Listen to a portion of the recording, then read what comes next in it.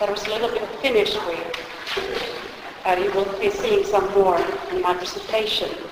It's a great honor to be here and to tell you some facts and some recent events that have happened in my country, and it's always a very difficult thing to choose. Like we saw here, what to choose to a presentation in 30 minutes. So I hope I can give you some idea now, and maybe in the discussion you can ask me some unexpected questions that I wasn't really prepared for. I assume that you know quite a lot about Finland already, but I still will give you some background. So this is the structure of my talk. So I'm going to talk about the current language situation in Finland to begin with. And then I chose not just to concentrate on Finnish, but also on the foreign languages that the Finns or people living in Finland are able to speak. I have to talk about Swedish as well, because Finland is a bilingual country, so I can't really leave it out. And English, Finnish and Swedish together. And then of course the growing linguistic diversity and immigration will be part of my talk here too. And I will raise some questions at the end. So very quickly, when did Finnish become official language? 1863. Finland was part of Russia at that time. And Swedish was the language of administration and education, so Finnish was basically used in the sauna with family members. And we didn't have the language for administration at this time, so we had to develop it consciously. The words for science and art and all those kinds of words. And after that, we also, of course, got Finnish in the school system and teacher education and so on. Finland is quite a young country, became independent in 1917. And after that, there were some language disputes and problems and struggles between the speaker groups, and we finally ended up having language law 1922, which was recently renewed. Except in all islands, in all islands that autonomous province, Swedish is the official language. Another matter that was very important in Finland was the reform of comprehensive schools. Sorry about that. Okay. In the early 70s, until that time, only people going to the academic path were given foreign languages. So after 1970s, foreign languages were required from all. So we actually already at that time took this 1+2 system that the European Union has been trying to get into all European countries. And at the same time, the national languages became mandatory subjects. So every Finnish speaker has to learn Swedish at school, and every Swedish speaker has to learn Finnish.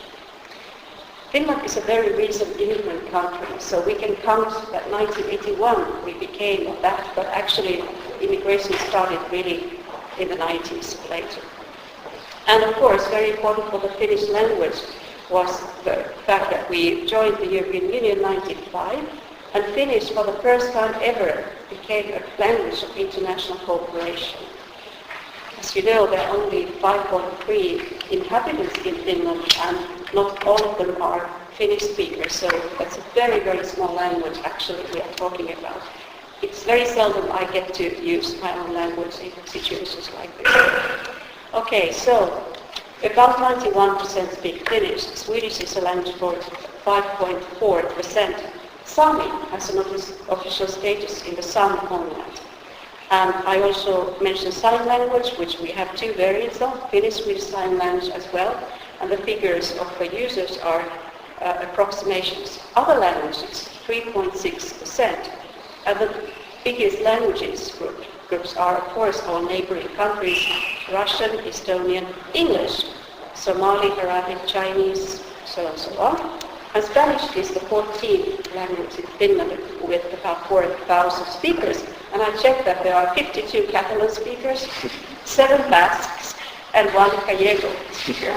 So altogether we have 150 languages covered. We keep this register because of the official bilingualism. That's why we ask about this. Of course, we can discuss how reliable this data is. So you can see that the groups have grown, and Russians are the biggest group, as you can see. Just a reminder, where is Swedish spoken in Finland? So you can see the more blue the color is, that's where it's more Swedish. So there are monolingual, or actually I should call them unilingual Swedish municipalities. There are those municipalities with both languages, with Swedish as a majority language, and then when it gets lighter and lighter, there's more Finnish. So Finnish is quite wide actually. This means many things. Maybe I have the time, maybe I will just skip.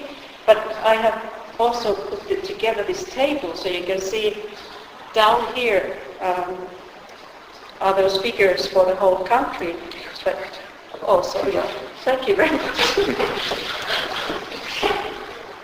The figures for the whole country, but then you can also, maybe you're interested in seeing, in unilingual Finnish municipalities, there are speakers of Swedish, actually about 40,000. If they go to authorities, in these municipalities they don't get service in Swedish, because the municipalities are different in this way. There are unilingual Swedish municipalities, and if these Finns, about 2,500, go to authorities, they have to use Swedish. Okay. Here in bilingual places, we get everything in two languages. With state authorities, of course, you get documents that you can speak to in the court in your own language. About immigrants, there's a lot of Finnish here, but I can show this is the capital region, so they basically live in Helsinki area. This is my home area, the region I come from. This is another big city. But they are everywhere in Finland, but there's a big, big difference between regions. Samis are up in the north. This is the Sami homeland, where they can use Sami with authorities. Oops. Okay, let's skip that. But of course, you know that in our constitution, as you mentioned, the Dutch is not there, but we have Swedish, we have Finnish, we have Sami, also Roma, and the so-called other groups, which are not defined, that also have the right to maintain and develop their own language and culture. And sign language users are also mentioned. This is section 17 in our constitution. You can find it easily on the internet if you are interested. Okay, national minorities. We haven't specified when we ratified the Framework Convention which they are, but actually we gave information about the Sami, the Roma, Jews, Tatars, Old Russians, and then Swedish-speaking Finns. Then to English, as you also have chosen this. This is currently our third national language. And I hope you can see in the picture what's represented there. Entrées, or whatever this word is, that's a shopping center. So in connection with that, a library was opened last spring in Espoo, which is a city close to Helsinki. And you can see 3 languages here. What is in biggest letters? Library, and then there is kirjasto, which is the Finnish word, and the Swedish one. And you can guess that this has led to many discussions. So we are actually in the same boat with the Netherlands. I think I read somewhere that only in the Netherlands they give more instruction in English at the university level than in Finland. So Netherlands is number 1, we come second, at least some years ago. Why in Finland? Let's have a look at the foreign languages. What has happened in schools? And there are some years.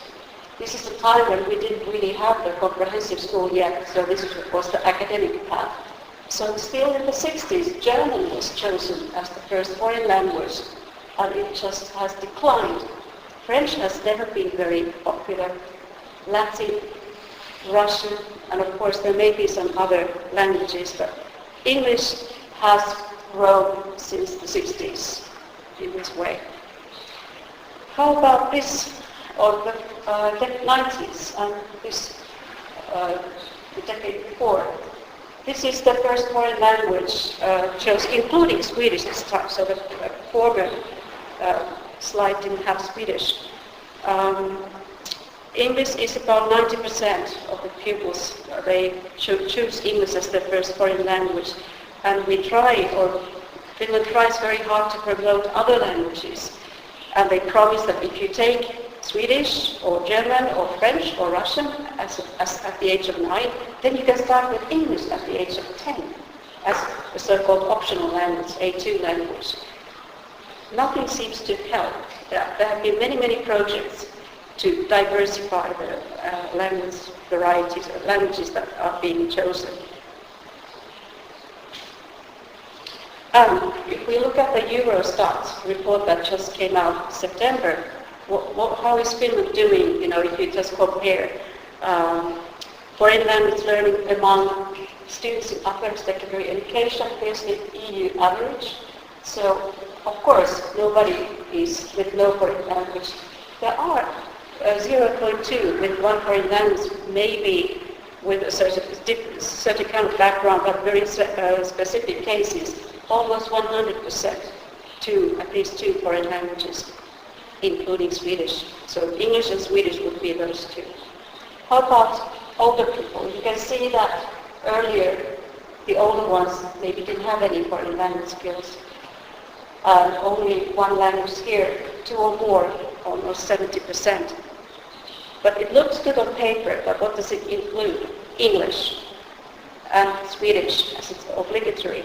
And this topic has led to many discussions. Why do we have Swedish as one of these 2 languages? Can't it be just optional? And so, for example, people living close to the Russian border, they would be more motivated to choose Russian maybe. So why can't we choose like a neighbor's language or something?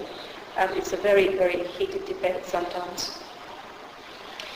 So on the basis of several reports that the researchers of English have made recently, they have come to this conclusion that it's not a foreign language in Finland anymore, it's a second language. So from English as a foreign language, it has become English as a second language for many young people.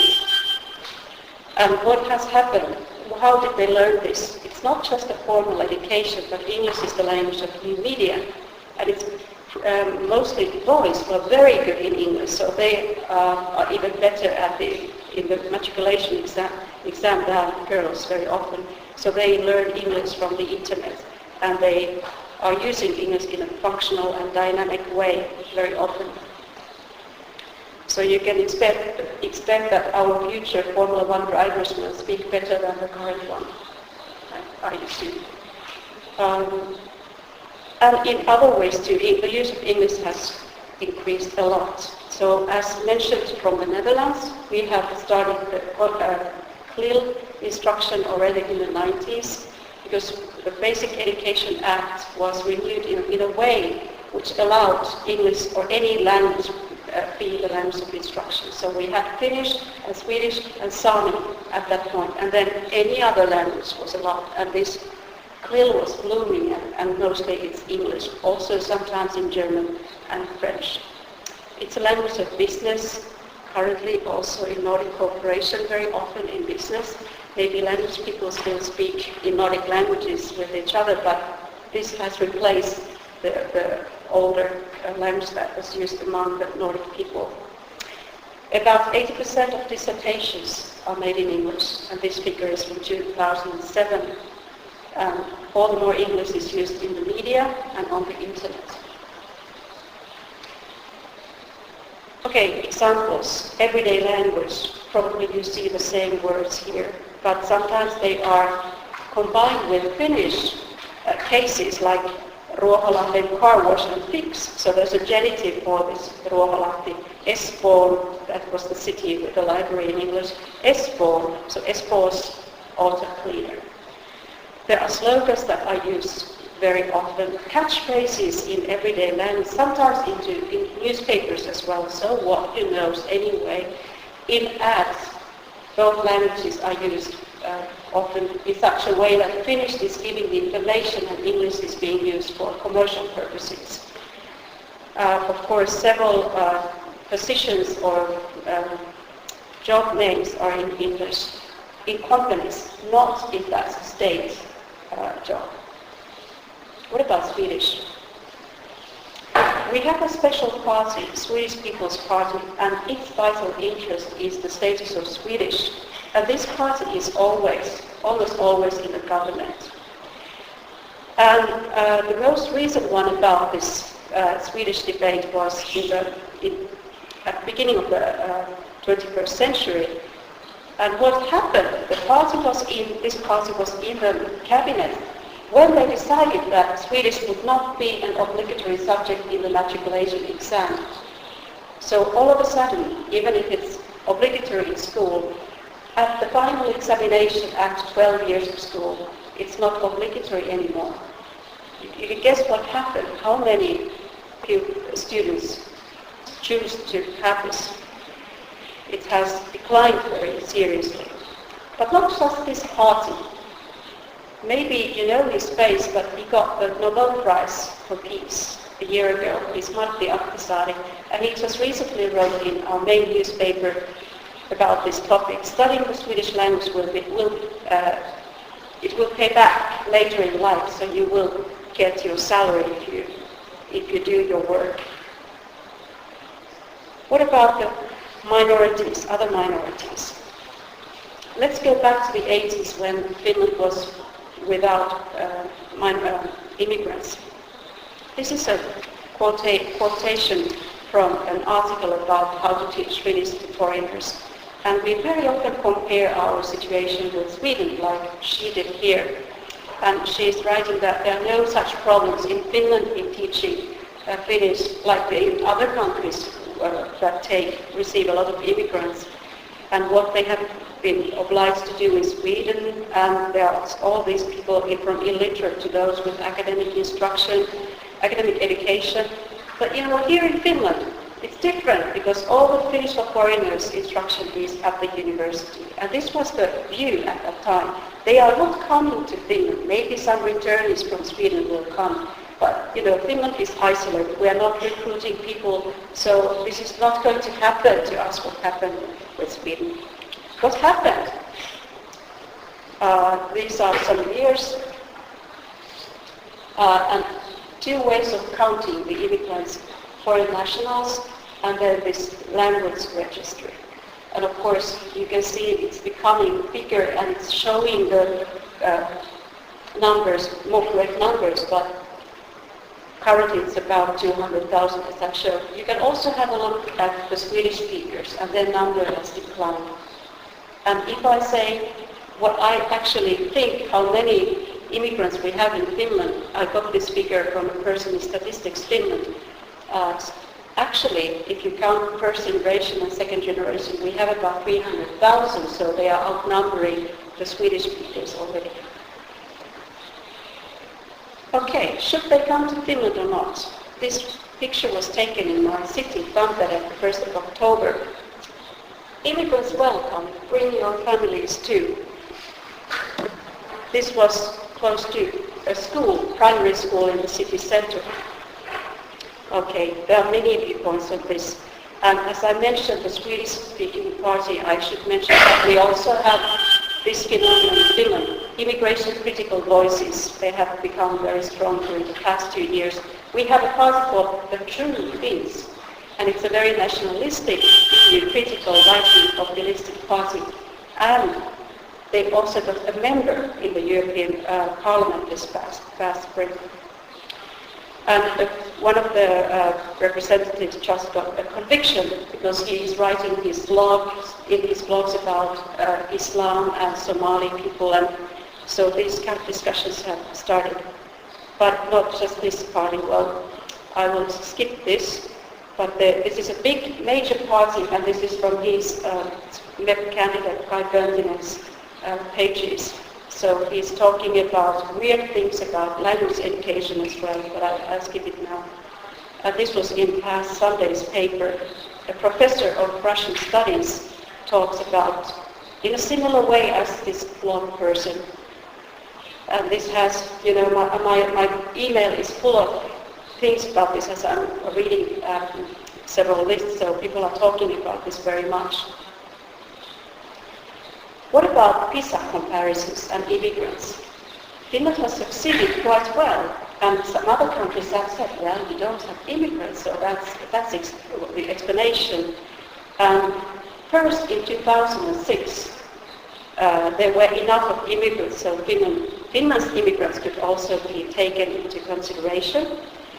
And the news item in February 2008 said that, oh look, immigrants who move to Finland, they even get 50 points higher than in other places. So this was, of course, ridiculed, as if this would happen really, but the numbers I think are still quite small.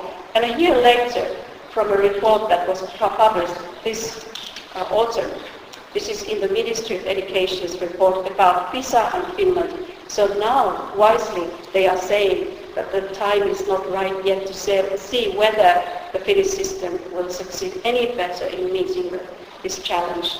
But their first reactions were very optimistic, 50 points more than in other countries. And as we look at other studies, we can see that after the 9 years of education, children with immigrant background their risk to get outside the following education is twice as large as for the majority. And if they come from countries outside the EU, it's 3 times larger. So we know this very well. We project that by the year 2025 there would be about, well, this is the figure for the language speakers, so I assume it will be much higher, but the comparisons show in OECD countries that actually Finland's need to recruit labor is much more than this figure. So we don't know whether the current arrangements that we have for school children and adults, can we adjust them to this growth that we can expect now? Some challenges at the end. So I think, and many researchers have written about this, several reports, English has become the foreign language in schools at the cost of all other foreign languages. And then, how can we diversify students' language choices without losing skills in Swedish? So currently the students are starting their studies of Swedish at the very nice age of 13 with an obligatory language. And there have been other suggestions whether to start with Swedish at the age of 7 even or 9. Would that be a natural time for acquiring the second national language? And English you would learn in any case.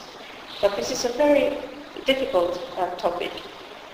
What about the interests of young people as they are using English more and more? So what will this lead to? In the domains where Finnish gained ground about 150 years ago, like education, now we are giving it to English. What about the language diversity? We have lost in a variety of foreign languages, but gained in the number of languages in total, as we have is 150 languages. What about these languages? Can we consider the multilingualism of immigrants important, or is it just the Finnish speakers we are talking about?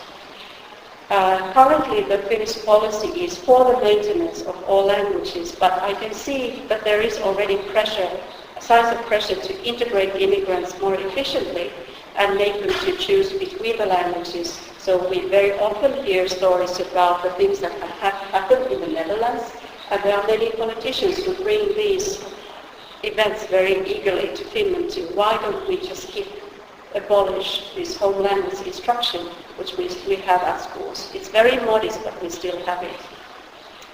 What about when the immigration increases? Will this issue be more controversial in Finland? Can we value languages in Finland without first neglecting them? There was a group of researchers who wrote a language policy program for the Finnish language only, and it was published last May.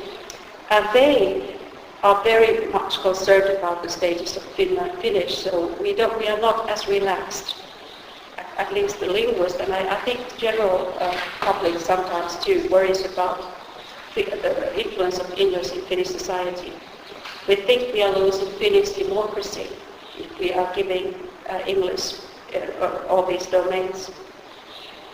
And this program, or the people behind the program, they suggest that there should be an official language policy program that would recognize all the languages used in Finland, and this hasn't been written yet. So we are the linguists who write these programs, but it seems to be the fact that there's a lot of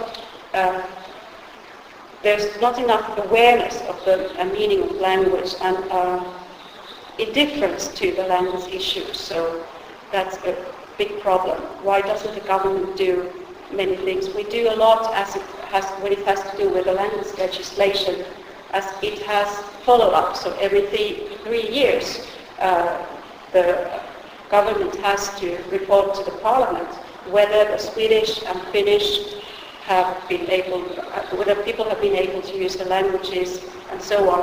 But what about the English? Nobody seems to care as much as the linguists do currently. Okay, I will skip this and say thanks.